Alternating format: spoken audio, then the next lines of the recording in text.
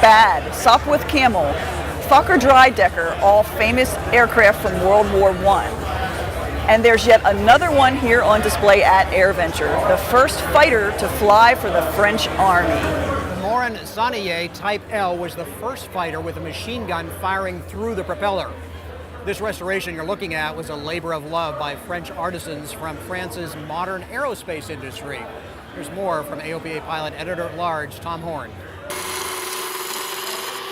The Morane-Saulnier Type L restoration you're seeing at AirVenture is quite a labor of love. Using engineering drawings from 1913, the first year for the Type L, a group of dedicated Morane-Saulnier, Socata, and Daher retirees began work on the project 6 years ago. During our visit to Tarbes, France in 2016, Daniel Baku took us to look at some of the work in progress at a nearby office park.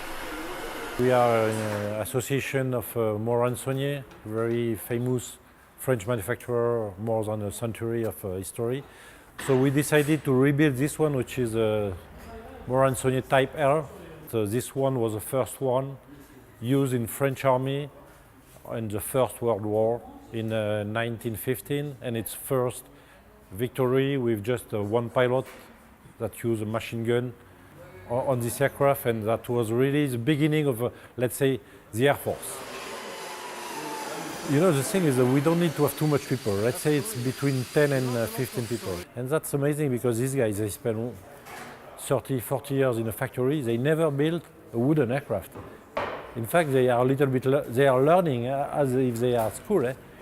They have the skill, they have the knowledge how to, but not with the wood.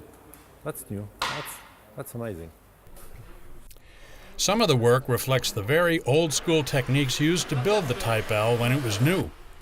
You can see the care and attention to detail that's being put into this unique airplane. Everything's been done to duplicate the airplane as it was.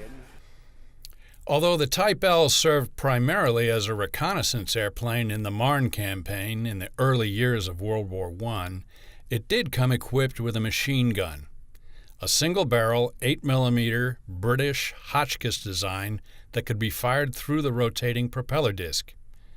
According to Daher, the Type L was the first such design to be able to do this. And look, wing warping instead of ailerons. But in the interest of safety, some concessions are being made to the design.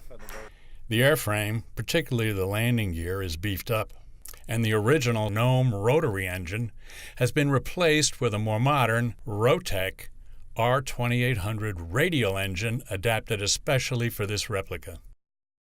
In all, it's quite a tribute to the earliest days of military aviation and a phenomenal replica.